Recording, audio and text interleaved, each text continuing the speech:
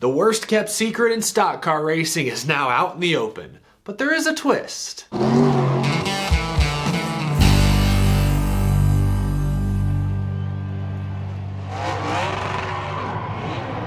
How's it going, y'all? My name is Eric. Welcome to Out of the Groove. Before we react to today's big breaking NASCAR silly season news, if you're new to the channel, hit that subscribe button down below so you don't miss any upcoming videos. It may be the NASCAR off season, but Out of the Groove is not slowing down. You don't want to miss any of the content coming your way over the next several weeks, so hit that subscribe button down below. We're closing in on 200,000. I cannot believe it. Breaking news this afternoon, Joe Gibbs Racing has made it official.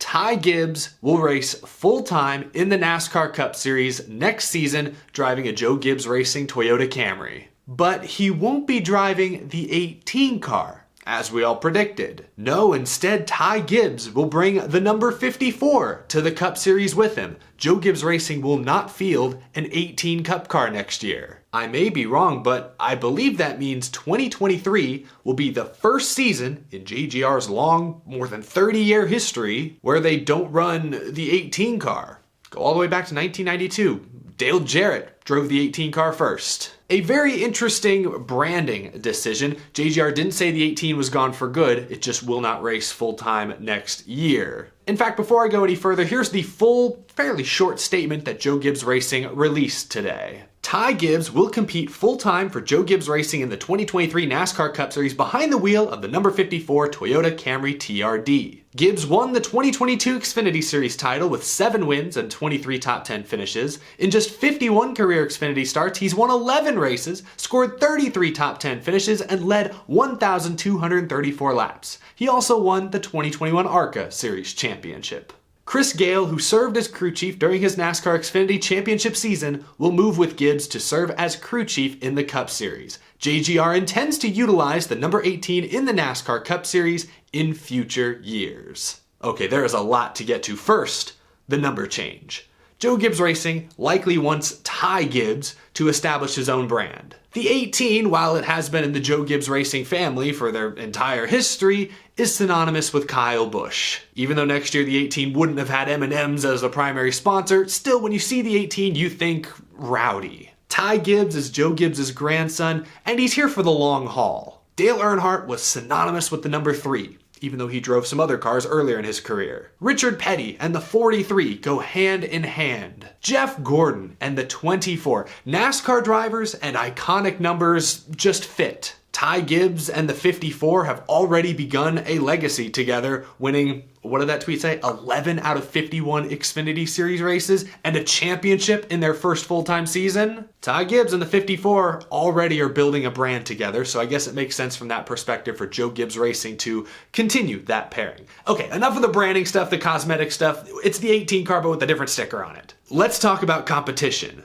They're bringing Chris Gale up from Xfinity to join Gibbs and Cup. I'm not shocked by this decision, but it is a little interesting. Chris Gale has crew chiefed in the Cup Series before. He was Eric Jones's crew chief for, I think, 4 seasons? Even his year with Furniture Row, I believe, that was Chris Gale. And together, I mean, they won 2 races, they made the playoffs twice, they also missed the playoffs twice. And when Gibbs decided to put Bell in the 20 over Jones, they simultaneously demoted Chris Gale to the Xfinity Series. Joe Gibbs Racing's statement does not mention Ben Bayshore, who was Kyle Busch's crew chief the last couple of years. They won 3 races together, so I'm not sure what's next for him. I mean, JGR's got a lot of good crew chiefs they could work from. They still have Jason Ratcliffe working in the Xfinity Series, who won like 14 or 15 races with Matt Kenseth not all that long ago. So they've got a lot of good people to choose from. We'll see if Chris Gale's second stint in the Cup Series is a little more successful than his first run with Eric Jones a few years back. I'm sure the fact that Ty Gibbs is very familiar with Chris Gale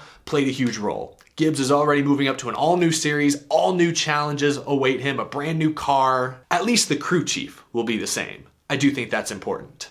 As for Ty Gibbs himself, I don't think anyone questions the raw talent, the potential that's there. From a skill perspective, Ty Gibbs is ready to make the jump to Cup. He is ready to begin learning the next gen car on a full-time basis to try and catch up to some of his peers. From a skill standpoint, Ty Gibbs is ready.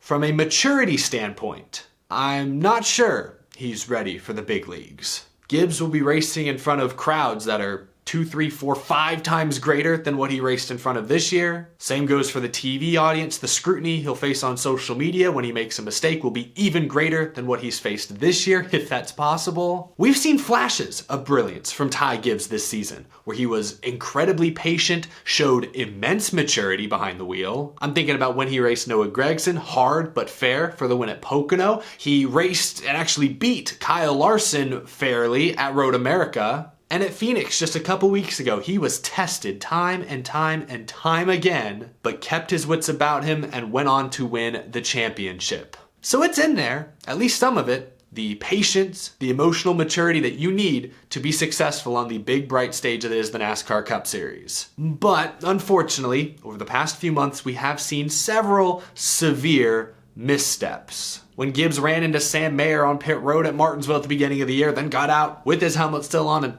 started fighting him, there wasn't a whole lot of self-awareness there. Martinsville just a couple weeks ago, when he wrecked his teammate Brandon Jones, who needed the win to advance to the championship 4, Gibbs did not. Wrecked him for the win anyways, did a massive burnout, got out and antagonized the crowd, showed absolutely no remorse whatsoever for wrecking a teammate. That's not a personality trait that you can change easily. He filled in for Kurt Busch the second half of this season in the Cup Series and didn't run very well, and at times got frustrated. He took out some of his frustrations on Ty Dillon when he door slammed him on pit road. Got fined for that. Very unsafe. The team doesn't seem to trust Ty Gibbs to speak on his own. Dale Earnhardt Jr. made the point, I think, on his podcast a week or two ago, that Gibbs needs to get away from the pre-screened talking points that the team seems to have given him, or really drilled into him, if you ask me. From my perspective, it makes him sound campy, awkward sometimes, and just disingenuous. Like, take the Brandon Jones wreck. After the fact, he wasn't remorseful whatsoever.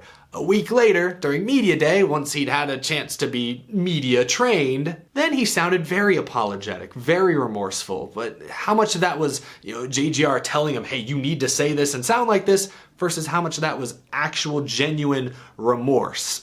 I don't know. So, in a nutshell, maturity has been the big question mark surrounding Ty Gibbs over the past couple of years. No one's questioning his talent. At least no one should be. The raw skill is there, the potential, potentially sky high. Maturity is the question. And unfortunately, we have to address the elephant in the room.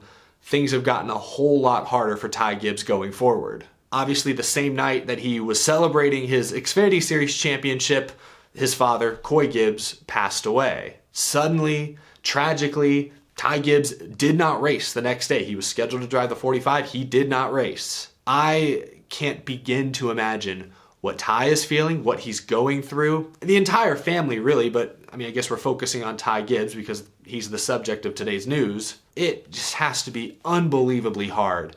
Ty Gibbs is about to begin the biggest year of his professional racing career without his father. He's about to enter the challenging, unforgiving, hostile world that is NASCAR Cup Series racing on Sunday. And he's not going to have that same comfort, that guidance, that mentor alongside of him. I agree with comments Dale Earnhardt Jr. made a week or so ago about how the NASCAR community, industry fans should give Ty Gibbs some grace during this difficult period. And I wholeheartedly agree. And I do think many fans will. But I don't think that's going to make this transition much easier. I really feel for Ty Gibbs right now because any young driver in the Cup Series feels like they're under a microscope, feels like the world's spinning around them. Their schedule is busier than ever before. They're learning all new things. The competition is the greatest they've ever faced in their racing careers. And less than 2 weeks ago, Ty Gibbs' world was completely flipped upside down. So I really hope Joe Gibbs Racing has a strong team surrounding Ty Gibbs. I hope he has a really, really good, close-knit, trustworthy group. Obviously, his grandfather owns the team, and I know he's got to be struggling right now as well. Very difficult times for the entire Gibbs family. But when it comes to Ty next year, I don't know, he's in store for one of the most challenging rookie seasons we've probably ever seen from a top driver, or someone who's expected to be a top driver. He's going to be driving a top car for one of the top teams. I'm rooting for Ty Gibbs. I don't agree with or like many of the moves he's pulled on the racetrack in recent months or years, but we've had him on the show a couple of times. When you get him away from some of those talking points, he is a nice kid. I think he genuinely means well. He's obviously very competitive. He wants to be great. He wants to be the best. But I do also think he cares about other people. I think he's made some missteps on the racetrack and occasionally off the racetrack in the last year or two. But considering all he's going through right now, I'm rooting for Ty Gibbs to be successful next year. But it's going to be difficult. It's going to be hard. I hope he has the right team surrounding him. And that's probably where Chris Gale comes in. A familiar voice in his ear on Sundays. That's probably going to be helpful. So good luck to Ty next year. Good luck to the entire Joe Gibbs Racing team. Very interesting to hear that he'll be driving the 54 and not the 18. That did surprise me. Share your thoughts down in the comment section below. I'm not going to make any predictions for Ty Gibbs right now because, I mean, we have not heard from Ty Gibbs since the tragic news last week. I don't know what he's thinking, and I can't relate to what he's going through, so I don't want to make performance predictions just yet. But feel free to share your thoughts down in the comment section below. I look forward to reading them. That's going to do it. Again, if you're new to the channel, hit that subscribe button down below. We're here to react to all the latest NASCAR news as it happens. I've also got some fun videos planned for the coming days, best paint schemes of the year, a couple other interesting subjects I hope you guys find curious. Also, thank you to my Patreon supporters, as always, for continuing to support the show. I really appreciate it. I will see you all again tomorrow. Thank you so much for watching. Take it easy, y'all.